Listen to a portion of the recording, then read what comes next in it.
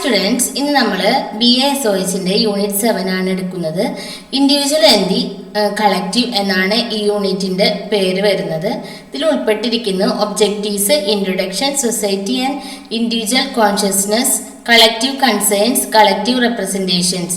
അതിൽ തന്നെ collective representation, അതിൻ്റെ definition, individual representations, process of constituting collective representation, പിന്നെ cognition and collective representation, religion and collective representation, പിന്നെ sum up.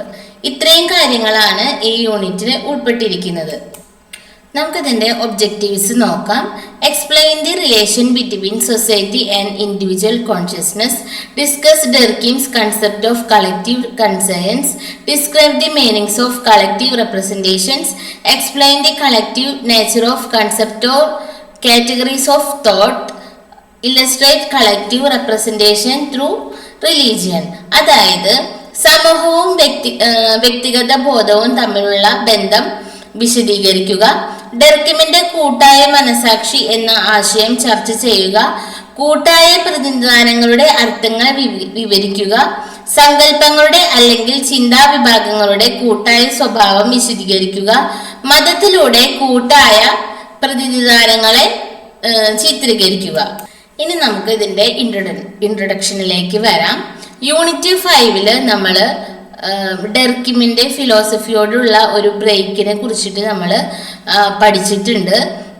പിന്നെ സോഷ്യോളജിയെ ശാസ്ത്രത്തിൻ്റെ പദവിയിലേക്ക് ഉയർത്താൻ ഡെർക്കിം ശ്രമിച്ചുവെന്നും നമ്മൾ പഠിച്ചിട്ടുണ്ട്. ഇനി നമ്മൾ ഡെർക്കിമിയൻ ചിന്തയുടെ കേന്ദ്ര വിഷയത്തിലേക്കാണ് വരുന്നത്. വ്യക്തികളും കൂട്ടായ്മകളും തമ്മിലുള്ള ബന്ധം. ഈ ബന്ധത്തെ അതിൻ്റെ വിവിധ രൂപങ്ങളിൽ ശാസ്ത്രീയമായി മനസ്സിലാക്കാൻ ഡെർക്കിം ആഗ്രഹിച്ചു. എന്നിരുന്നാലും വ്യക്തിയെ അവരുടെ ആരംഭ പോയിന്റായി കണക്കാക്കിയിരുന്ന എല്ലാ മുൻ സാമൂഹിക സിദ്ധാന്തങ്ങളിലും അദ്ദേഹം തൃപ്തനായിരുന്നില്ല.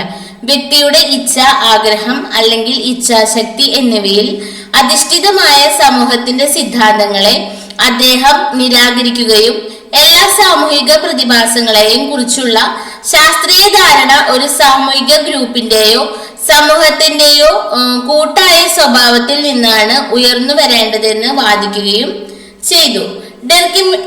ഡെർക്കിമിന്റെ കൂട്ടായ പ്രതിനിധാനങ്ങളെ കുറിച്ചുള്ള ആശയം വിശദീകരിക്കുന്നതിന് ഈ യൂണിറ്റ് 5 പ്രധാന ചർച്ചാ മേഖലകളെ ഉൾക്കൊള്ളുന്നുണ്ട്. ആദ്യം ഇത് സമൂഹത്തെയും വ്യക്തിബോധത്തെയും കുറിച്ച് നമ്മളോട് പറയുന്നു.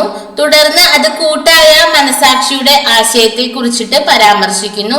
അടുത്തതായി അത് പ്രധാന വിഷയത്തെ കുറിച്ച് ദീർഘമായിട്ട് ചർച്ച ചെയ്യുന്നു. പിന്നെ കൂട്ടായ പ്രതിനിധാനങ്ങൾ. അവസാനമായി അത് അറിവിന്റെയും മതത്തിന്റെയും അടിസ്ഥാനത്തിൽ കൂട്ടായ പ്രതിനിധാനങ്ങളെ കുറിച്ചിട്ട് ചർച്ച ചെയ്യുന്നു. ഇനി അടുത്തത് സൊസൈറ്റി ആൻഡ് ഇൻഡിവിജ്വൽ കോൺഷ്യസ്നസ്, സമൂഹവും വ്യക്തിഗത ബോധവും. സമൂഹത്തിന് അതിൻ്റെതായ ഒരു സ്വഭാവമുണ്ട്. അത് അതിൻ്റെതായ പ്രത്യേകതയുള്ളതാണ്. അത് വ്യക്തിഗത സ്വഭാവത്തിൽ നിന്ന് വ്യത്യസ്തമാണ്. സമൂഹം അതിന് പ്രത്യേകമായ ലക്ഷ്യങ്ങൾ പിന്തുടരുന്നു. കൂട്ടായ നിലനിൽപ്പിന്റെ നിർബന്ധം വ്യക്തികൾ അവരുടെ പ്രത്യേക താല്പര്യങ്ങൾ മറക്കണം എന്നതാണ്. വ്യക്തികൾ ഏതെങ്കിലും തരത്തിലുള്ള അസൗകര്യങ്ങൾക്കോ ത്യാഗങ്ങൾക്കോ കീഴടങ്ങണം. അതില്ലെങ്കിൽ സാമൂഹിക ജീവിതം അസാധ്യമായിരിക്കും.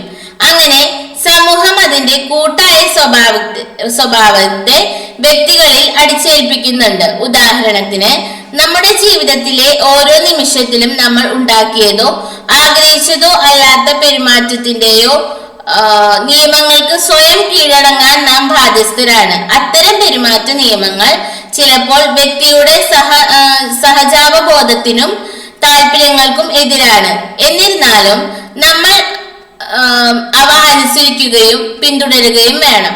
ഉദാഹരണത്തിന്, ജോലിയോ പഠനമോ കുടുംബ ഉത്തരവാദിത്തങ്ങളോ ഇല്ലാതെ പൂർണ്ണമായും നിസ്സംഗമായ ഒരു ജീവിതം നയിക്കാൻ നമ്മൾ ആഗ്രഹിച്ചേക്കാം. എന്നാൽ സമൂഹം നമ്മൾ ഉത്തരവാദിത്തോടെ പെരുമാറാനും നമ്മുടെ വിവിധ കടമകൾ നിറവേറ്റാനും നിർബന്ധിക്കുന്നുണ്ട്. ഈ പ്രക്രിയയിൽ സമൂഹത്തിന്റെ പ്രത്യേക യാഥാർത്ഥ്യം ഒരു വ്യക്തിയുടെ ചിന്തയെയും പ്രവൃത്തിയെയും ബോധത്തെയും രൂപപ്പെടുത്തുന്നുണ്ട്. വ്യക്തികളുടെ മേൽ സമൂഹം ധാർമ്മിക അധികാരം പ്രയോഗിക്കുന്നു. ഈ ധാർമ്മിക അധികാരം സമൂഹത്തിന് ആദരണീയമായ ബഹുമാനം നൽകുന്നു. വ്യക്തികളുടെ മേൽ സമൂഹം അടിച്ചേൽപ്പിക്കുന്ന ആശയങ്ങൾ, വിശ്വാസങ്ങൾ, വികാരങ്ങൾ മുതലായവ ബഹുമാനത്തിനായി അടയാളപ്പെടുത്തിയിരിക്കുന്നു. അത്തരം ആശയങ്ങൾ, വിശ്വാസങ്ങൾ, ധാർമ്മിക നിയമങ്ങൾ മുതലായവ സമൂഹം ഉയർത്തിപ്പിടിക്കുന്നതിനാൽ ഒരു വ്യക്തിവിരുദ്ധമായ ലംഘനം സാമൂഹിക നടപടിയെയോ ശിക്ഷയെയോ ക്ഷണിച്ചു വരുത്തും.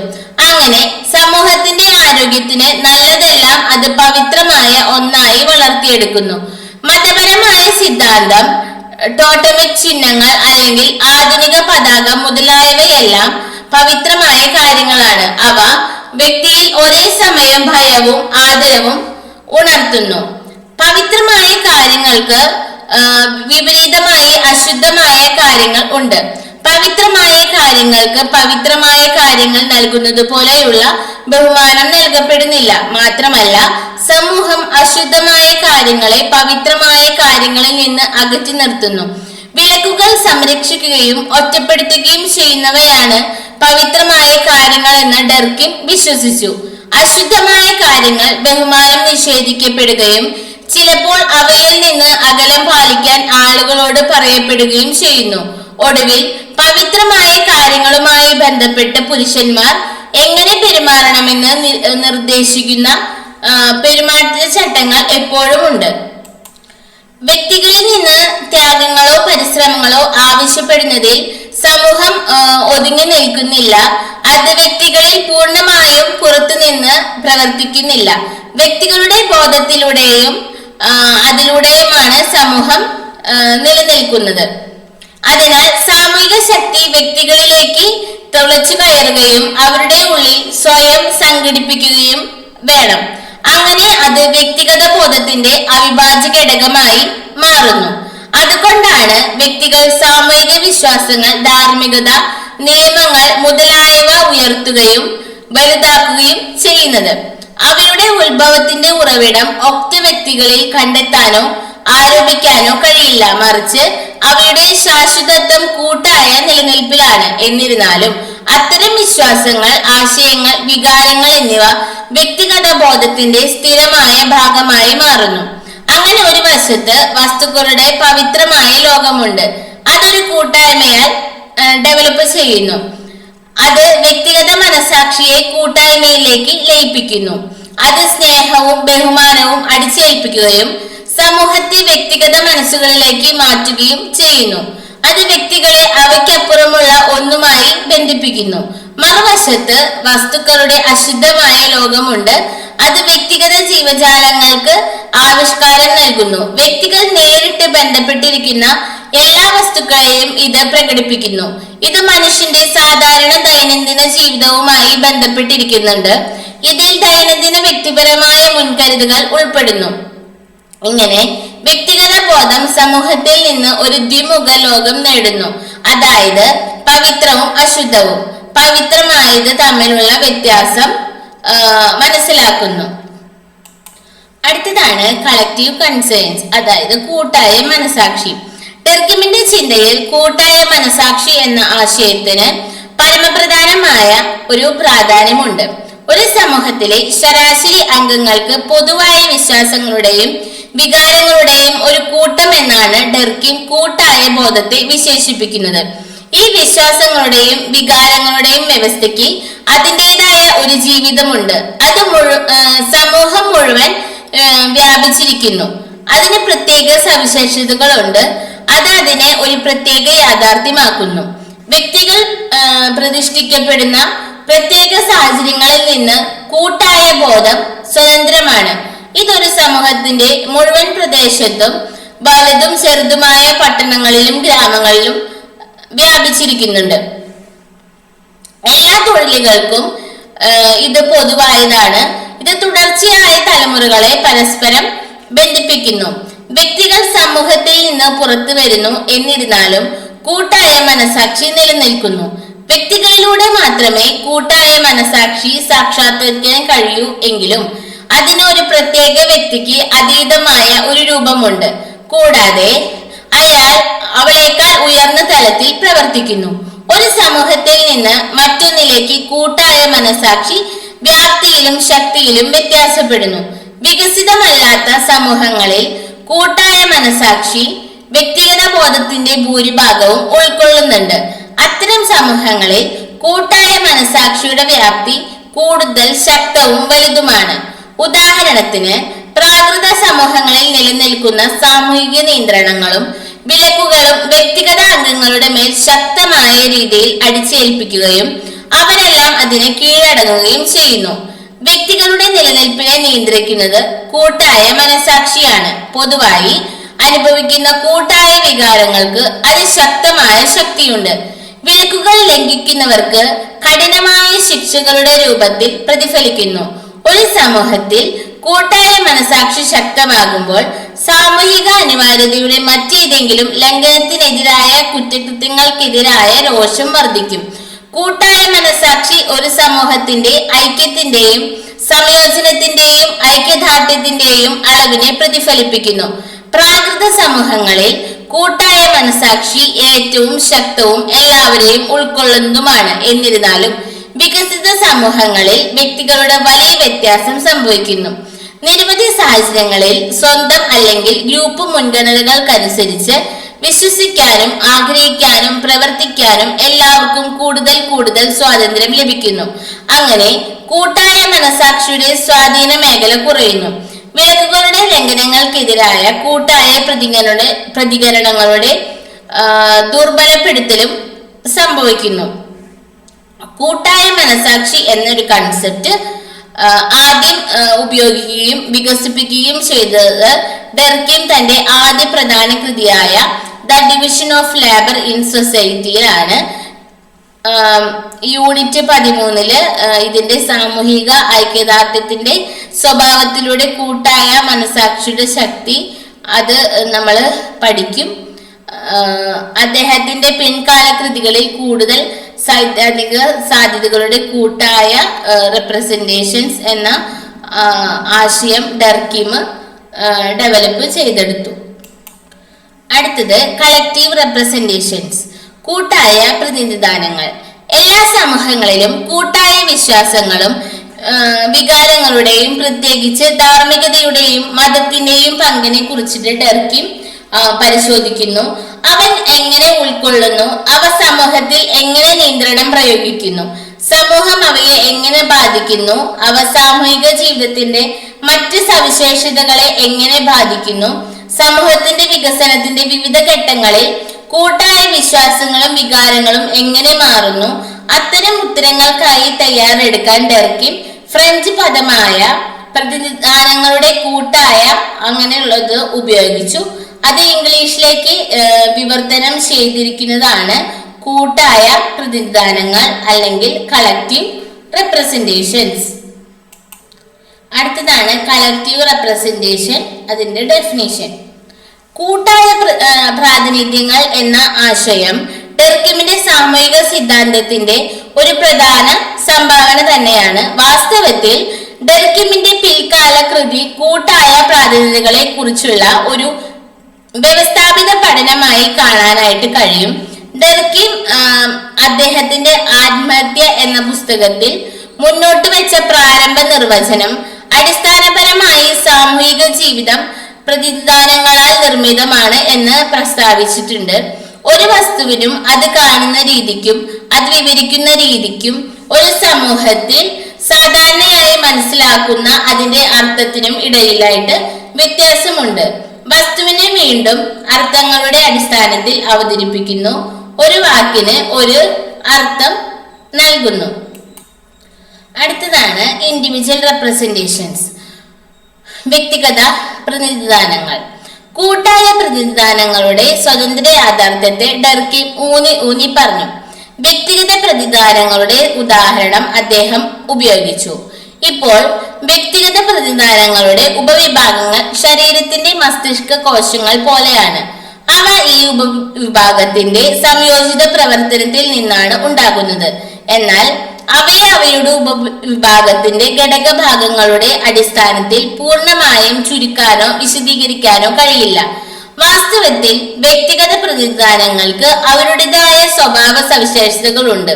കൂടാതെ ഉപവിഭാഗത്തിൽ നിന്ന് സ്വതന്ത്രമായി ആപേക്ഷിക സ്വയം ഭരണാധികാരമുണ്ട്. കൂടാതെ വ്യത്യസ്ത വ്യക്തികളിൽ നിന്ന് ഉയർന്നു വരുന്ന വിവിധ വ്യക്തിഗത പ്രതിനിധാനങ്ങൾക്ക് പരസ്പരം നേരിട്ട് സ്വാധീനിക്കാനും അവരുടെ സ്വന്തം സൗകര്യത്തിനനുസരിച്ചിട്ട് സംയോജിക്കാനും കഴിയും.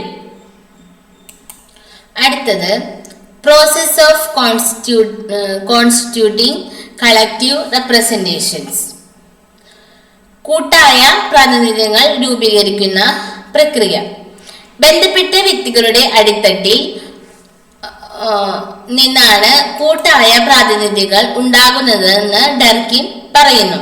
എന്നാൽ അവയെ ഘടക വ്യക്തികളുടെ സവിശേഷതകളിലേക്ക് ചുരുക്കാനും പൂർണ്ണമായും വിശദീകരിക്കാനും കഴിയില്ല. അവ സൂയി ജനറിസ് ആണ്, അതായത് അവ സ്വയം സൃഷ്ടിക്കുന്നു. കൂട്ടായ പ്രാതിനിധ്യങ്ങളുടെ യഥാർത്ഥവും അടിസ്ഥാനപരവുമായ രൂപങ്ങൾ അവയുടെ ഉത്ഭവത്തിന്റെ അടയാളങ്ങൾ വഹിക്കുന്നു. അതിനാൽ എല്ലാ സാമൂഹിക ബോധത്തിന്റെയും പ്രാഥമിക കാര്യം അടിത്തട്ടിന്റെ സ്വഭാവവുമായി അടുത്ത ബന്ധത്തിലാണ്. സാമൂഹിക ഘടകങ്ങളുടെ എണ്ണവും സ്വഭാവവും അവ ഒരു ഭൂമിശാസ്ത്രപരമായ പ്രദേശത്ത് എങ്ങനെ ഗ്രൂപ്പ് ചെയ്യപ്പെടുകയും വിതരണം ചെയ്യപ്പെടുകയും ചെയ്യുന്നു തുടങ്ങിയവയാണ് ഈ അടിത്തട്ടിനെ രൂപപ്പെടുത്തുന്നത്. എന്നിരുന്നാലും പ്രതിനിധാനങ്ങളുടെ പ്രാഥമിക അടിസ്ഥാനം രൂപപ്പെട്ടു കഴിഞ്ഞാൽ അവ ഭാഗികമായി സ്വയം ഭരണ യാഥാർത്ഥ്യങ്ങളായി മാറുന്നു. പിന്നീട് അവർ പരസ്പരം ആകർഷിക്കാനും പുറന്തള്ളാനുമുള്ള ശക്തിയോടെ സ്വന്തം ജീവിതം നയിക്കുന്നു. കൂടാതെ അവ എല്ലാത്തരം സംശ്ലേഷണവും പുതിയ കൂട്ടായ പ്രാതിനിധ്യങ്ങൾക്ക് കാരണമാകുന്നു. ഉദാഹരണങ്ങളായി പുരാണങ്ങൾ, ഇതിഹാസങ്ങൾ, ദൈവശാസ്ത്ര വ്യവസ്ഥകൾ, മതവിഭാഗങ്ങൾ എന്നിവയുടെ വൻ വളർച്ചയെ ഡർക്കിം ഒബ്സർവ് ചെയ്തു. ഇവ കൂടിച്ചേരുകയും വേർപെടുത്തുകയും ചെയ്യുന്നു. കാലക്രമേണ അവ രൂപാന്തരപ്പെടുകയും വിശ്വാസങ്ങളുടെയും മൂല്യങ്ങളുടെയും ധാർമ്മികതയുടെയും അല്ലെങ്കിൽ ആശയങ്ങളുടെയും ചിന്താ വിഭാഗങ്ങളുടെയും ഒരു സങ്കീർണതയ്ക്ക് കാരണമാവുകയും ചെയ്യുന്നു. അടുത്തതാണ് കോഗ്നിഷൻ ആൻഡ് കളക്റ്റീവ് റെപ്രസെന്റേഷൻസ്.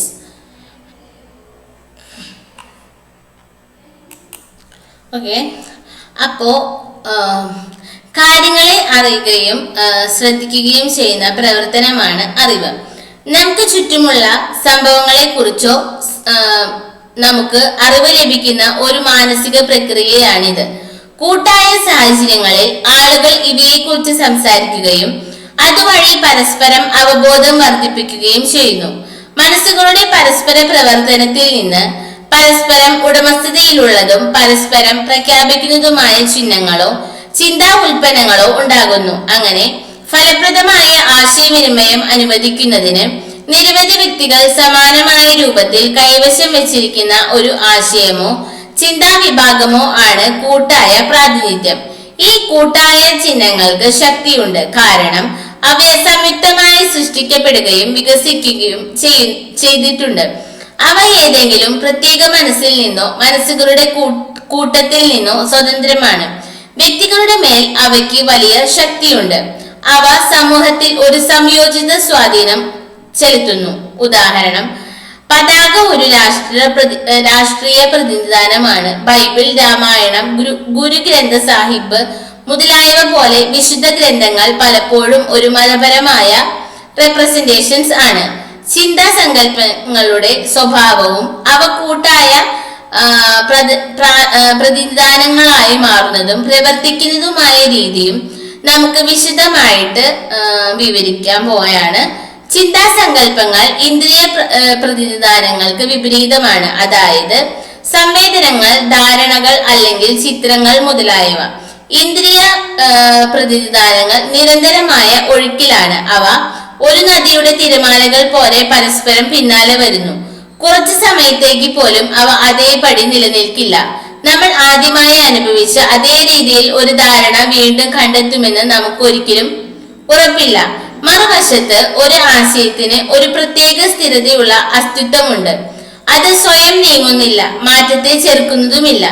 ഒരു ആശയത്തിൽ ചില അപൂർണതകൾ കണ്ടെത്തി അത് പരിഹരിക്കുമ്പോൾ മാത്രമേ മാറുകയുള്ളൂ. ഉദാഹരണത്തിന്, ദൈനംദിന ജീവിതത്തിൽ നമ്മൾ ചിന്തിക്കുന്ന ആശയങ്ങളുടെ വ്യവസ്ഥ നമ്മുടെ മാതൃഭാഷ പദാവലിയിലൂടെ പ്രകടിക്കപ്പെടുന്നു. ഓരോ വാക്കും ഈ ആശയത്തിന്റെ പ്രതിനിധിയാണ്. ഇപ്പോൾ ഭാഷ സ്ഥിരമായ ഒന്നാണ്, അത് വളരെ സാവധാനത്തിൽ മാറുന്നു. തൽഫലമായി അത് പ്രകടിപ്പിക്കുന്ന ആശയ സംവിധാനത്തിലും ഇത് സമാനമാണ്.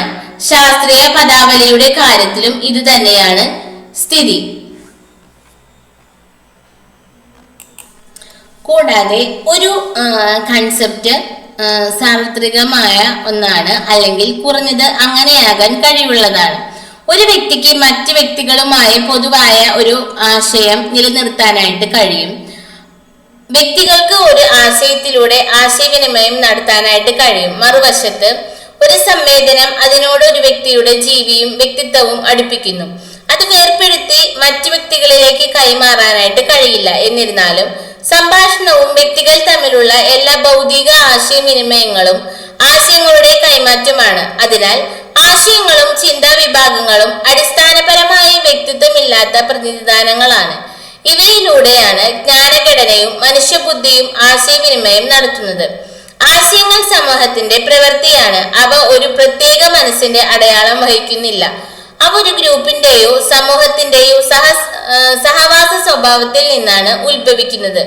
ചിന്തയുടെ വിഭാഗങ്ങൾ സംവേദനങ്ങളെക്കാളും ചിത്രങ്ങളെക്കാളും സ്ഥിരതയുള്ളതാണ്. കാരണം കൂട്ടായ പ്രതിനിധാനങ്ങൾ വ്യക്തിഗത പ്രതിനിധാനങ്ങളെക്കാളും സ്ഥിരതയുള്ളതാണ് എന്നതാണ്. പരിസ്ഥിതിയിലെ ചെറിയ മാറ്റങ്ങൾ മാത്രമേ ഒരു വ്യക്തിഗത ബോധത്തെ ബാധിക്കുകയുള്ളൂ. എന്നിരുന്നാലും ഒരു സമൂഹത്തിന്റെ മാനസികാവസ്ഥയിലെ ഏതു മാറ്റവും തീവ്രമായ ഗുരുത്വാകർഷണ സംഭവങ്ങളിലൂടെ മാത്രമേ പ്രാബല്യത്തിൽ വരൂ. ഉദാഹരണത്തിന് വിപ്ലവങ്ങൾ അല്ലെങ്കിൽ സ്വാതന്ത്ര്യത്തിനായുള്ള ദേശീയ പ്രസ്ഥാനം പോലുള്ള രാഷ്ട്രീയ പ്രസ്ഥാനങ്ങൾ. ഭാഷയും അതിന്റെ ഫലമായി ആശയങ്ങളുടെ വ്യവസ്ഥയും കൂട്ടായ വിപുലീകരണത്തിന്റെ ഫലമാണ്. അത് പ്രകടിപ്പിക്കുന്നത് സമൂഹം മൊത്തത്തിൽ കൂട്ടായ അനുഭവത്തിന്റെ വസ്തുതകളെ പ്രതിനിധീകരിക്കുന്ന രീതിയാണ്. ഭാഷയുടെ വിവിധ ഘടകങ്ങളുമായി പൊരുത്തപ്പെടുന്ന ആശയങ്ങൾ അങ്ങനെ കൂട്ടായ പ്രതിനിധാനങ്ങളാണ്. ആശയങ്ങൾ കൂട്ടായ പ്രതിനിധാനങ്ങളാണ്, മുഴുവൻ സമൂഹത്തിനും അവകാശപ്പെട്ടതാണ്. അവ മുഴുവൻ സാമൂഹിക ഗ്രൂപ്പിലും പെട്ടതാണെങ്കിൽ അവ അനുബന്ധ വ്യക്തിഗത പ്രതിനിധാനങ്ങളുടെ ശരാശരിയെ പ്രതിനിധീകരിക്കുന്നത് കൊണ്ടല്ല. കാരണം അങ്ങനെയെങ്കിൽ കൂട്ടായ പ്രതിനിധാനങ്ങൾ ഭൗതിക ഉള്ളടക്കത്തിലെ വ്യക്തിഗത പ്രതിനിധാനങ്ങളെക്കാൾ മോശമായിരിക്കും. എന്നിരുന്നാലും വാസ്തവത്തിൽ കൂട്ടായ പ്രതിനിധാനങ്ങളിൽ ശരാശരി വ്യക്തിയുടെ അറിവിനെ മറികടക്കുന്ന വളരെയധികം കാര്യങ്ങൾ അടങ്ങിയിരിക്കുന്നുണ്ട്. കൂട്ടായ പ്രതിനിധാനങ്ങൾ എന്ന ആശയങ്ങൾ ഒരു സമൂഹത്തിൽ പ്രബലമായ പൊതുവായ ആശയങ്ങളാണ്. പ്രത്യേക വസ്തുക്കളേക്കാൾ വിഭാഗങ്ങളും വർഗങ്ങളും അവ പ്രകടിപ്പിക്കുന്നു. കാരണം വസ്തുക്കളുടെ അതുല്യവും വേരിയബിളുകളുമായ സവിശേഷതകൾ സമൂഹത്തിന് വളരെ അപൂർവമായി മാത്രമേ താല്പര്യമുള്ളൂ. കൂട്ടായ പ്രതിനിധാനങ്ങൾ സമൂഹത്തിന്റെ സൃഷ്ടിയാണ്. അവ സാമൂഹിക അനുഭവത്താൽ സമ്പന്നമാണ്. ഉദാഹരണത്തിന് ആധുനിക രാഷ്ട്രങ്ങളുടെ പശ്ചാത്തലത്തിൽ കൂട്ടായ പ്രതിനിധാനങ്ങൾ ഭരണഘടനയിലും ദേശീയ പതാകയിലും ദേശീയ ഗാനത്തിലും സ്ഥിതി ചെയ്യുന്ന സാമൂഹിക വസ്തുതകളാണ്. അടുത്തത് റിലീജിയൻ ആൻഡ് കളക്റ്റീവ് റെപ്രസെന്റേഷൻസ്. സമൂഹവുമായും പ്രകൃതിയുമായും മനുഷ്യന്റെ ബന്ധത്തിന്റെ ഒരു റിഫ്ലക്ഷനാണ് ഡെർക്കി മതത്തെ കണക്കാക്കിയത്. ദൈവത്തിലുള്ള വിശ്വാസമായി മതത്തെ ചുരുക്കാൻ കഴിയില്ല. കാരണം പ്രത്യക്ഷ ദൈവമില്ലാത്ത മതങ്ങളുണ്ട്. ഉദാഹരണത്തിന് ബുദ്ധമതം ദൈവത്തിന്റെ അസ്തിത്വത്തെ നിഷേധിച്ചു. കൂടാതെ എല്ലാ മതങ്ങളിലും ഭക്ഷണം, പാനീയം, ശരീരം, ശാരീരിക പരിസ്ഥിതി മുതലായവ പോലുള്ള ദൈനംദിന ജീവിതവുമായി ബന്ധപ്പെട്ട സുപ്രധാന ഘടകങ്ങളുണ്ട്. അത്തരം ഘടകങ്ങൾ ഒരു ദൈവവുമായി ഒരു തരത്തിലും ബന്ധപ്പെട്ടിട്ടില്ല. സമൂഹത്തിന്റെ യാഥാർത്ഥ്യത്തിൽ മതത്തിന് ഒരു സ്ഥാനമുണ്ട്. മതത്തിന്റെ സാമൂഹിക അടിത്തറയും സമൂഹത്തിന്റെ മതപരമായ അടിത്തറയും ഡർക്കിം വിശദീകരിച്ചിട്ടുണ്ട്. മതം സമൂഹത്തിന്റെ ഒരു സമർപ്പണമാണ്. അടിത്തട്ടിലൂടെ മതം സമൂഹത്തോടുള്ള മനുഷ്യന്റെ ബഹുമാനത്തെ റെപ്രസെന്റ് ചെയ്യുന്നു. അത് ഉയർന്ന അളവിലുള്ള പ്രതീകാത്മക തീവ്രതയിലൂടെ അത് എക്സ്പ്രസ് ചെയ്യുന്നുണ്ട്. മതം സമൂഹത്തിന്റെ റിഫ്ലക്ഷനാണ്. കൂടുതൽ വ്യക്തമായി പറഞ്ഞാൽ കൂട്ടായ പ്രാതിനിധ്യങ്ങളുടെ ഒരു തരത്തിൽ മതത്തിന്റെ സ്വഭാവത്തെ കുറിച്ചുള്ള തന്റെ വ്യാഖ്യാനത്തിന്റെ അടിസ്ഥാനമായി ഡർക്കിം സാമുദായിക ആശയത്തോടൊപ്പം പവിത്രമായ ആശയത്തെയും പരിഗണിച്ചു. ലോകത്തെ രണ്ട് മേഖലകളാക്കി വിഭജിക്കുന്നത് ഒന്നിൽ പവിത്രമായതെല്ലാം അടങ്ങിയിരിക്കുന്നു, മറ്റൊന്നിൽ അശുദ്ധമായതെല്ലാം അടങ്ങിയിരിക്കുന്നു എന്നതാണ്. മതചിന്തയുടെ വ്യതിരിക്തമായ സവിശേഷത വിശ്വാസങ്ങൾ, പുരാണങ്ങൾ, സിദ്ധാന്തങ്ങൾ, ഇതിഹാസങ്ങൾ എന്നിവ പ്രതിനിധാന സംവിധാനങ്ങളാണ്. അവ പവിത്രമായ കാര്യങ്ങളുടെ സദ്ഗുണങ്ങളുടെയും ശക്തികളുടെയും സ്വഭാവം പ്രകടിപ്പിക്കുന്നു. അവ പവിത്രവും അശുദ്ധമായ കാര്യങ്ങൾ തമ്മിലുള്ള റിലേഷനെയും റെപ്രസെന്റ് ചെയ്യുന്നു. പവിത്രമായ ആശയത്തിന് പുറമെ മതപരമായ ആചാരങ്ങൾക്ക് പിന്നിലുള്ള മതവിശ്വാസങ്ങളുടെ നിർബന്ധിത സ്വഭാവത്തെയും ഡർക്കിം ശ്രദ്ധിച്ചിരുന്നു. പൊതുമതവിശ്വാസത്തിൽ നിന്ന് വ്യതിചലിക്കുന്നത് തടയാൻ ഒരു സമൂഹം അംഗങ്ങളുടെ മേൽ സമ്മർദ്ദം ചെലുത്തിയിരുന്നു. അങ്ങനെ മതപരമായ പ്രതിഭാസങ്ങളിൽ സംഘടിത വ്യവസ്ഥകളും നിർബന്ധിത വിശ്വാസങ്ങളുടെ ശേഖരങ്ങളും അടങ്ങിയിരിക്കുന്നു. ആ വിശ്വാസങ്ങളിൽ നൽകിയിരിക്കുന്ന വസ്തുക്കളുമായി ബന്ധപ്പെട്ടിരിക്കുന്നു. മതം പ്രകൃതിയിൽ നിർബന്ധമാണ്.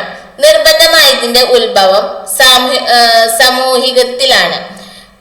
വ്യക്തിയുടെ മതത്തോടുള്ള അനുരൂപതയിൽ സമൂഹത്തിന്റെ ധാർമ്മിക ശക്തിയോടുള്ള ആദരവ് ഉൾപ്പെടുന്നു. അതിനാൽ വിശ്വാസിക്ക് പാലിക്കേണ്ട വിശ്വാസങ്ങളും ആചാരങ്ങളും നിർദ്ദേശിക്കുന്നത് സമൂഹമാണ്. അതിനാൽ ആചാരങ്ങളും വിശ്വാസങ്ങളും സമൂഹത്തിന്റെ ഒരു ക്രിയേഷനാണ്. മതപരമായ പ്രതിഭാസങ്ങളുടെ നിർണായക കാരണങ്ങൾ സമൂഹത്തിന്റെ സ്വഭാവത്തിലാണ്. മതവിശ്വാസങ്ങളിലും ആചാരങ്ങളിലും വ്യത്യസ്ത രൂപങ്ങളിലുമുള്ള മാറ്റവും പരിണാമവും ചരിത്രത്തിന്റെ ഗതിയിൽ ഒരു സമൂഹത്തിന്റെ സാമൂഹിക ഘടനയിൽ സംഭവിക്കുന്ന പരിവർത്തനങ്ങൾ മൂലമുണ്ടാകുന്ന ഫലം. കൂട്ടായ നിലനിൽപ്പിന്റെ അവസ്ഥകൾ നിരീക്ഷിക്കുന്നതിലൂടെ മതത്തിന്റെ യഥാർത്ഥ സ്വഭാവം വെളിപ്പെടുത്താൻ കഴിയുമെന്ന് ഡർക്കിം വിശ്വസിച്ചു. കൂട്ടായ മനസാക്ഷിയുടെ സ്വഭാവത്തിന്റെ പ്രവർത്തനമായും മതപരമായ പ്രതിനിധാനങ്ങളാണ് കാണണം. ആശയങ്ങളുടെ രൂപീകരണത്തിലും സമൂഹത്തിലെ കൂട്ടായ പ്രതിനിധാനങ്ങളിൽ ആഴത്തിലുള്ള താല്പര്യം വളർത്തിയെടുക്കുന്നതിലും അവ സഹായിച്ചു. ഏറ്റവും സാധാരണമായ വസ്തുവിൽ നിന്ന് കൂട്ടായ പ്രതിനിധാനങ്ങൾക്ക് ഏറ്റവും ശക്തമായ ഒരു പവിത്രമായ ജീവിയാക്കാനായിട്ട് കഴിയും. ഒരു വസ്തുവിന് ഇങ്ങനെ നൽകുന്ന അധികാരങ്ങൾ ആശയത്തെ അടിസ്ഥാനമാക്കിയുള്ളതാണ്. എന്നിട്ടും അവ യഥാർത്ഥമാണെന്ന് തോന്നുന്നു. അവ ശാരീരിക ശക്തിക്ക് സമാനമായ മനുഷ്യരുടെ പെരുമാറ്റത്തെ നിർണയിക്കുന്നു. അങ്ങനെ സാമൂഹിക ചിന്തയ്ക്ക് വ്യക്തിഗത ചിന്തയേക്കാൾ അനിവാര്യമായ അധികാരം ലഭിക്കുന്നു. സാഹചര്യങ്ങൾക്കനുസരിച്ച് സാമൂഹിക ചിന്തയ്ക്ക് ആ യാഥാർത്ഥ്യത്തിലേക്ക് കൂട്ടിച്ചേർക്കാനോ അതിൽ നിന്ന് അനുമാനിക്കാനോ കഴിയും. ഈ രീതിയിൽ ഒരു ആശയം സാമൂഹിക രാജ്യത്തിനുള്ളിൽ ഒരു യാഥാർത്ഥ്യമായി മാറുന്നുണ്ട്. അതിനാൽ മതപരമായ ആശയങ്ങളോ വിശ്വാസങ്ങളോ അവയെ പ്രതീകപ്പെടുത്തുന്ന ഏതെങ്കിലും ഭൗതിക കാര്യങ്ങളിൽ ഉറപ്പിച്ചിരിക്കുന്നു. മതശക്തി പ്രാഥമികമായി അതിലെ അംഗങ്ങളുടെ ഗ്രൂപ്പിൽ നിന്ന് പ്രചോദനം ഉൾക്കൊണ്ട വികാരങ്ങളാണ്. വ്യക്തികളുടെ ബോധത്തിന് പുറത്ത് ഇത് പ്രചോദിക്കപ്പെടുന്നു.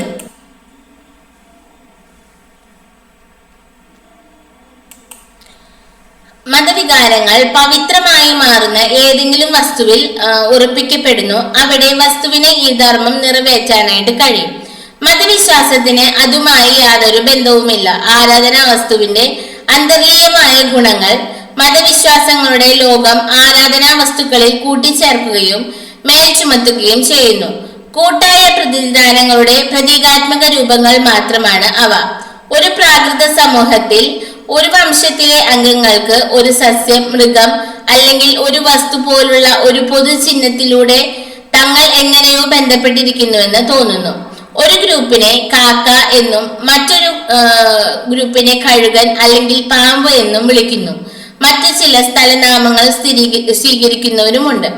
ഈ പേര് അവരെ പലതരത്തിൽ ഹെൽപ്പ് ചെയ്യുന്നു. ടോട്ടമിനോടുള്ള അവരുടെ മനോഭാവം ബഹുമാനത്തോടെയാണ്. അവർ ആ സസ്യത്തെയോ മൃഗത്തെയോ ഉപദ്രവിക്കില്ല. ഗുരുതരമായ ഒരു അടിയന്തരാവസ്ഥ ഉണ്ടായാൽ അവർ ആദ്യം അതിനെ ആരാധിക്കുകയും അതിനെ കൊല്ലുന്നതിന് മുൻപ് ഒരു കൂട്ടായ ഒഴികഴിവ് നൽകുകയും ചെയ്യും. അവരുടെ ടോട്ടനം ചിഹ്നം സംരക്ഷിക്കുന്നതിന് അവർക്കൊരു ആചാര സമ്പ്രദായമുണ്ട്. ഈ രീതിയിൽ ഒരു വംശത്തിന്റെ ടോട്ടനം ബാഹ്യമായ ടോട്ടമിക് തത്വത്തിന്റെ, അതായത് ഒരു ഉയർന്ന ശക്തിയുടെ പ്രകടനമാണ്. എന്നിരുന്നാലും ഇത് നിശ്ചയിച്ച സമൂഹത്തിന്റെ, അതായത് വംശത്തിന്റെ പ്രതീകം കൂടിയാണ്. ഇത് വംശത്തിന്റെ പതാകയാണ്. മറ്റു വംശങ്ങളിൽ നിന്ന് വംശം സ്വയം വേർതിരിച്ചറിയുന്നതിന്റെ അടയാളമാണിത്. ഇത് വംശത്തിന്റെ വ്യക്തിത്വത്തിന്റെ ദൃശ്യമായ അടയാളമാണ്. അതിനാൽ അത് ഒരേ സമയം അമാനുഷികതയുടെയും സമൂഹത്തിന്റെയും പ്രതീകമാണ്. അതിനാൽ വംശത്തിന്റെ ദൈവം, ടോട്ടമിക് തത്വം വംശം തന്നെയാണ്. മൃഗത്തിന്റെയോ സസ്യത്തിന്റെയോ ദൃശ്യരൂപത്തിൽ വംശത്തെ വ്യക്തിവൽക്കരിക്കുകയും ഭാവനയിലേക്ക് കൊണ്ടുവരികയും ചെയ്യുന്നുണ്ട്. അത് ടോട്ടമായി വർദ്ധിക്കുന്നു. പവിത്രമായതിന്റെ കൂട്ടായ പ്രതിനിധാനം ആരാധനയാണ്. മതം എന്ന ആശയം ഉത്ഭവിക്കുന്നത് വിശ്വാസങ്ങൾ, ആശയങ്ങൾ, മൂല്യങ്ങൾ, മതപരമായ ചിന്തകൾ എന്നിവയുടെ കൂട്ടായ പ്രതിദാനങ്ങളിലൂടെയും ശാശ്വതമായി നിലനിൽക്കുന്നു. വിശ്വാസികളുടെ സമൂഹം വിശാലമായ അർത്ഥത്തിൽ സഭ എന്നും അറിയപ്പെടുന്നു. ആരാധനകളിലൂടെയും ആചാരങ്ങളിലൂടെയും അത് പ്രയോഗിക്കുന്നു. മനുഷ്യനും സമൂഹവും പ്രകൃതിയും തമ്മിലുള്ള ബന്ധത്തെ ഡർക്കിൻ പരിഗണിച്ചു. പ്രകൃതിയെക്കുറിച്ചുള്ള പഠനം ശാസ്ത്രം കൂടുതലായി ഏറ്റെടുത്തിട്ടുണ്ടെന്ന് അദ്ദേഹം അഭിപ്രായപ്പെട്ടു. അപ്പോൾ നമ്മൾ പറഞ്ഞു, ശാസ്ത്രത്തിന്റെ വികാസം മതത്തിന്റെ മേഖലയെ കുറച്ചു. മുൻകാല മതം എല്ലാത്തരം അറിവുകളെയും പവിത്രവും മതേതരവും റെപ്രസെന്റ് ചെയ്തു. ശാസ്ത്രത്തിന്റെ വളർച്ചയോടെ മതേതരത്തിന്റെ മേഖലയും വർദ്ധിച്ചു. നേരത്തെ ധാർമ്മികത മതപരമായ കടമയോ ആയി കണക്കാക്കപ്പെട്ടിരുന്നില്ല. ആ കടമയുടെ മതപരമായ ഭാഗം ഡർക്കിൻ നിരസിച്ചു. മതേതര ധാർമ്മികതയിലുള്ള തന്റെ വിശ്വാസം പ്രകടിപ്പിച്ചു. ആധുനിക കാലത്ത് മതേതര ധാർമ്മികത അദ്ദേഹത്തിന്റെ അഭിപ്രായത്തിൽ സമൂഹത്തിലെ ധാർമ്മിക ക്രമത്തിന് അടിസ്ഥാനം നൽകുമോ എന്നതായിരുന്നു. അങ്ങനെ മതേതര ധാർമ്മികത ഗ്രൂപ്പ് മനസാക്ഷിയുടെ ഒരു പുതിയ രൂപമായി മാറിയേക്കാം. ഇനി നമ്മൾ ഈ യൂണിറ്റിനെ സമ്മപ്പ് ചെയ്യാം. സമൂഹവും വ്യക്തിയും തമ്മിലുള്ള ബന്ധം വ്യക്തിയിൽ നിന്നോ അവന്റെ ഇച്ഛയിൽ നിന്നോ അല്ല, സമൂഹത്തിൽ നിന്നാണ് ആരംഭിക്കുന്നതെന്ന് ഡർക്കിൻ വീക്ഷിച്ചു. ഭാഷ, വ്യാകരണം, ചിന്താ വിഭാഗങ്ങൾ അവ ഒന്നിലധികം വ്യക്തികൾ ഉപയോഗിക്കുമ്പോൾ അർത്ഥവത്താകുന്നു. അങ്ങനെ ചിന്ത അതിന്റെ ഉപയോഗത്തിലും ഉത്ഭവത്തിലും കൂട്ടാണ്. മതം ഒരു കൂട്ടായ പെരുമാറ്റ രീതിയും ചിന്തയുമാണ്. ഏറ്റവും ലളിതമായ സമൂഹങ്ങളായ ഓസ്ട്രേലിയയിലെ ഗോത്രങ്ങളുടെ മതത്തിൽ ഇത് ഏറ്റവും നന്നായി ചിത്രീകരിച്ചിരിക്കുന്നു. സാധാരണ ആരാധനകൾ കുലങ്ങളിൽ സംഘടിതരായ ആളുകളുടെ കൂട്ടായ ഐഡന്റിറ്റിയെ റെപ്രസെന്റ് ചെയ്യുന്നു. സ്വത്വവും മതവും സമൂഹത്തിന്റെ ആത്മാവായി മാറുന്നു എന്നതിനെ ടോട്ടം പ്രതിഫലിക്കുന്നുണ്ട്. പ്രകൃതിയെ കുറിച്ചുള്ള മനുഷ്യന്റെ അറിവ് മെച്ചപ്പെടുന്നില്ല. ശാസ്ത്രം ജനങ്ങൾക്ക് മതേതര ദർശനം നൽകുന്നു. അവർ അവരുടെ സാമൂഹിക ക്രമം നിലനിർത്തുന്നതിന് മതേതര ധാർമ്മികതയിലേക്ക് നോക്കാനായിട്ട് തുടങ്ങുന്നു. അപ്പോൾ ഈ യൂണിറ്റ് അവസാനിച്ചു. അപ്പോൾ താങ്ക് യു ഫോർ വാച്ചിങ്.